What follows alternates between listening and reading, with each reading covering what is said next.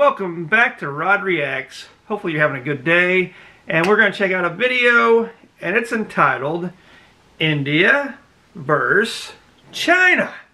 Who would win? Army military comparison. And I honestly don't know the answer to this. I'm assuming a lot of people would say China, but I'm not so sure. I'm going to lean towards India. I know who I'd want to win. I would definitely want India to win. I don't like the Chinese Communist Party. I think they're bad people and have bad intentions, and I just wish they would disappear. They've done really bad things to the Chinese people, and they're trying to take over other countries' land now and expand their influence, and I just don't like it. I'd rather India expand their influence, because I think India's a much better place, and I think the government's way better in India than over in China. So let's check out the video with that being said and see what the video says who would win. Started trending on Twitter again. This time it was because a border dispute in the Himalayas between Chinese and Indian forces turned deadly, killing upward of 20 people. This is the first time since 1975 that the two countries have had a fatal conflict, and the most serious skirmish since 1967. Naturally, as the two nations are populous, militarily powerful, and have nuclear capabilities, the world is biting its nails to see what happens next. But assuming the whole thing doesn't end in diplomacy or a world-consuming mushroom cloud, which country has what it takes to bring home a final victory? Using a mix of historical precedents of the prior conflicts between the two countries and our knowledge of their current military capabilities, we intend to find out exactly whether China or India would win if the two nations went to war today. After all, we're not just talking about dusty hypotheticals here. Relations between India and China have been extremely strained since the Sino-Indian War of 1962, which occurred over the same stretch of the Himalayan border that's causing conflicts today. I don't know anything about that war, so maybe I need to react on something about that war. Just let me know some information about it. But yeah, I've seen in the news over the recent years skirmishes and people dying, you know. I'm pretty sure I seen where they weren't using any weapons though. It was like hand-to-hand combat or something, or maybe I read the news wrong. I don't know. India had granted the Dalai Lama asylum within their borders after the fallout of the 1959 Tibetan uprising, already putting them in China's bad books. And with China's military encroaching on the line of actual control, the demarcation line that separates Indian and Chinese territory in the Himalayas, a military skirmish was practically inevitable. The resulting conflict was short-lived, lasting only 1 month and 1 day between October and November of 1962. The People's Liberation Army of China had a vast numerical superiority over India's military forces, and India suffered significantly greater losses, with nearly double China's deaths, many wounded, and over 3,000 captured. This loss is partly chalked up to the fact that it's believed, according to some leaked CIA documents, that India underestimated both China's military capabilities and their willingness to escalate the conflict. While India requested military assistance from the US in the form of 12 squadrons of fighter jets, their pleas were rejected, and India instead turned to Moscow for assistance. Oh no! Come on, United States, what are you doing? Why did you reject that? You should have helped. That pisses me off. Ultimately, none of it did all that much good, as China claimed the Eastern Theater up to the line of actual control before declaring a unilateral ceasefire. India was left to lick its wounds, and tensions between the two countries have been high ever since, with conflicts still breaking out well into the 70s. Both nations have ramped up militarization around the line of actual control as a show of strength, and this has left both with very little room to maneuver. In a sense, the Himalayan border is a very powder keg, and lately we've been seeing the sparks. While a past record of military supremacy definitely works in China's favor, the Sino-Indian War was also 58 years ago, and failure is an excellent teacher. India has been engaged in frequent conflicts since the Sino-Indian War, giving their combatants invaluable battlefield experience. India is widely believed to have won every conflict they engaged in post-Sino-Indian War, with the exception of the Indo-Pakistani War of 1965, which ended in a ceasefire. China comparatively fought its last considerable conflict against Vietnamese forces in 1979. Once again, experience won out here, as the Vietnamese, who'd recently honed their skills in battle against the forces of the United States, are largely considered to have handed China's asses to them.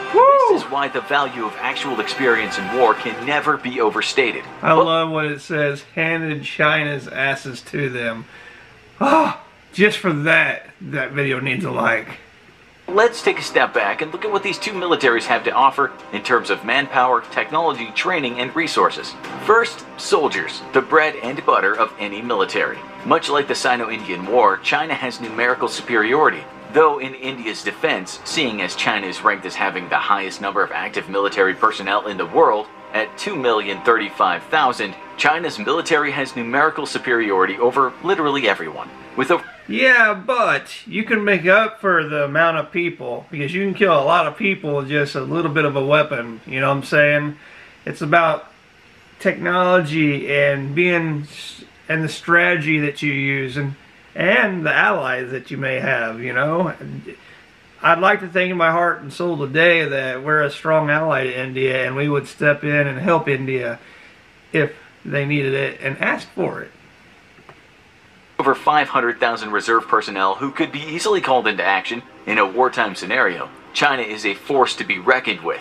India, however, isn't all that far behind, with 1,237,117 active personnel and an impressive 960,000 reserve personnel, putting the difference between their totals in the mere hundred thousands. Right. But here's the big twist. The numbers here only pertain to the Indian Army, which is the ground force branch of the Indian Armed Forces, whose total number of active personnel are 1,444,500, second only to the PLA's total active personnel. However, the overall numbers of reserve personnel for the Indian Armed Forces now dwarfs China's at an astonishing 2.1 million. The Indian Navy boasts 67,252 active personnel and 55,000 reserves. The Indian Air Force has 139,576 active personnel and 140,000 reserves. That's a lot of people. In contrast to India's three-pronged system, the PLA consists of 5 branches: the Ground Force, Navy, Air Force, Rocket Force, and the Strategic Assault Force. The Rocket Force? I want to hear about that. Ground Force is the Chinese infantry and land-based operations, with 975,000 active personnel. The PLA Navy has 240,000 active personnel. The Air Force even higher at 398,000 active personnel. The People's Liberation Army Rocket Force, also known by the pretty funny acronym PLARF, is the branch of the military in charge of the land-based ballistic and nuclear armaments. PLARF? They have only 100,000 active personnel. And finally, the Strategic Assault Force. This is the newest branch of the PLA, established officially in 2015, dealing with extremely modern forms of warfare, like space and cyber operations. This division is so new that we don't even have an exact number of active personnel. But due to the specialization of the job and the fact that the group is only 5 years old, it's safe to assume that it's likely the smallest branch of the PLA. However, we also have a far wider trend to consider here. The fact that China and India are two of the most populous nations on Earth, with populations of 1.393 billion and 1.353 billion respectively, as of 2018. In a situation of all-out war over their shared border, if both nations introduced conscription, the numerical differences between their armies would ultimately be nebulous. Right. So, if neither army would have an extreme numerical edge in the case of another conflict, let's zoom in and take a look at the average military service member in each infantry. Specifically, their training, equipment, and weaponry. There we go. Thankfully for India, they've grown to invest in more intensive military training over the years, including joint operations training with the British, US, Japanese, French, and Australian militaries as their involvement in the UN deepened. The Indian military has also consistently invested in modernized primary assault rifle systems for their troops, currently working with a mix of American Sig Sauer 716 assault rifles and an Indo-Russian AK-47-203, a modernization of the famously reliable and hardy AK-47. As of 2018, Indian infantry troops are fitted with SMPP ballistic armor, even capable of withstanding blasts from the steel core rounds fired out of an AK-47. That's impressive. All these factors add up to one formidable individual soldier. China's infantry troops don't have quite the same thing going for them. Modern Chinese military training has been criticized for years for its lack of useful applications in real-life combat scenarios, meaning the average military skills of a Chinese infantryman may leave something to be desired compared to their Indian counterparts. There you They're go. formidable in the rifle department with the QBZ 95-1, a reliable bullpup rifle which performs best at long range. However, despite China being one of the world's most prolific exporters of body armor, it hasn't historically fitted its troops with that same standard of protection. And we all know the quality of Chinese goods and services is garbage. It's just what it is. You get something from China, the quality is just absolute counterfeit garbage. PLA is notorious for its light loadout, often leaving soldiers ill-prepared for taking fire, and giving the Indian infantry troops a huge comparative advantage. However, this may change in the not-too-distant future. According to a report from Global Times, China is investing heavily in updating and modernizing its training system, as well as planning on procuring 1.4 million units of high-quality body armor for the PLA. While this isn't currently a certainty, if these plans do go through, any advantages that the Indian Army may have had on an individual soldier level would essentially evaporate, leaving them dead even once again. But these days, war is far more complex than a large group of armed men running at each other and fighting down to the last one standing. In modern warfare, technology can give militaries the crucial edge they need to secure a victory over the enemy. Since 2008, China and India have ranked second and third, respectively, in global military spending, but the gap between them is still pretty immense. Last year, China spent an astonishing $261 billion on military development, compared to India's far smaller $71.1 billion. That is quite this smaller. disparity becomes a little more natural when you realize that China's economy is 5 times the size of India's. Let's take a look at how these numbers actually translate into vehicles for their armies, navies, and air forces. While China is generally packing more hardware than India, one exception is in the world of tanks, where India's over 4,200 stands over 1,000 units greater than China's 3,200 plus tanks. However, this doesn't paint the whole picture of China's ground capabilities. If we're looking at the number of armored ground vehicles overall, China's 33,000 dwarfs India's 8,600, giving them considerable ground superiority, bolstered by the fact that they have 10 times more rocket projectors than their Indian counterparts. China also holds dominance over the skies, with 3,210 aircraft compared to India's 2,123. It also has approximately double the fighter and interceptor jets and 507 workable airports compared to India's 346. Once again, sadly, for India, this trend continues into the country's navies. In terms of total naval assets, China outnumbers India by 777 to 285. What about allies? More specifically, it has 74 submarines to India's 16. 36 destroyers to India's 11. But allies? If wars were decided on equipment alone, it's unquestionable that China would take the win here.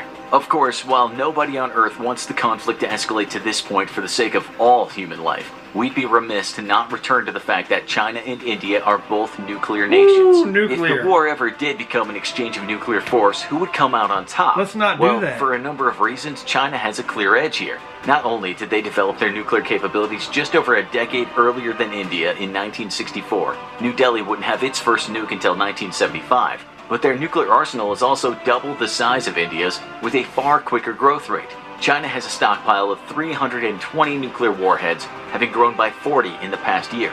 Compare this to India with only 150 Why are we nuclear still warheads, making which them? grew by a mere 10 in Why? the past year. Both nations can deploy these warheads via the nuclear triad of missiles, submarines, and bombers, and thankfully for the human race, both have a no first strike policy. This means the warheads can only be used in retaliation to another nuclear attack, making it less likely that either country would want to strike first. Let's hope. Of course, if either did, all of us would ultimately lose from the resulting radioactive firefight. But on sheer numbers, China takes the clear win with regard to nuclear capabilities. One final factor worth considering is one that's rarely mentioned in a lot of abstract military planning: allies. Well, it's easy to think of war purely in terms of enemies. Allies. Your diplomatic and military friends can also be a make or break factor Absolutely. in determining the outcome of a conflict. While China could largely be working a solo war against India, with the exception of perhaps Pakistan, a country with fraught relationships with India to say the least, India itself has been building diplomatic relationships with a number of extremely valuable allies. These include the United States, a country with the highest military spending in the world, who under President Trump have gone cold on relations with China while referring to India as a major defense partner. India has also developed strong diplomatic ties to Japan, France, and Australia through performing a number of joint military drills with all of them. Having these various world powers behind them gives India a serious combat edge over China, providing these allies come to India's side. Absolutely. Son, we're grabbing burgers for dinner if you're interested. I'm vegan. Absolutely. In their time of need. While the U.S. could be India's greatest ally in this speculative war, foreign policy under President Trump has been known to be capricious and unreliable to other allies, such as the Kurdish forces in Syria in 2019. So there's really no way of telling for sure. So back to our big question.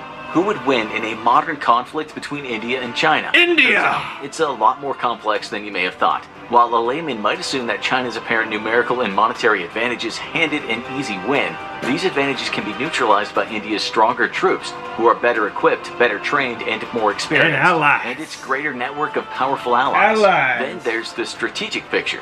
As while the Indian Navy is smaller than the Chinese Navy, India itself is situated on the jugular of Chinese trade, so to speak. Chinese trade ships must pass through the Indian Ocean to reach their destinations. And while China may have a larger fleet, it's not very well equipped to conduct operations far from its own shores. With only 2 aircraft carriers with a capacity of about 24 aircraft between them, and one not even being operational yet, any Chinese incursion into the Indian Ocean to protect its trade fleets would be disastrous, as the Chinese task force would be brutally pounded by Indian air and naval power. With China receiving the bulk of its oil from maritime trade routes, a protracted war between the two nations would inevitably cripple the Chinese military and industry. Absolutely. India would simply have to fight defensively, as the terrain separating India and China is extremely difficult and well suited to defensive warfare.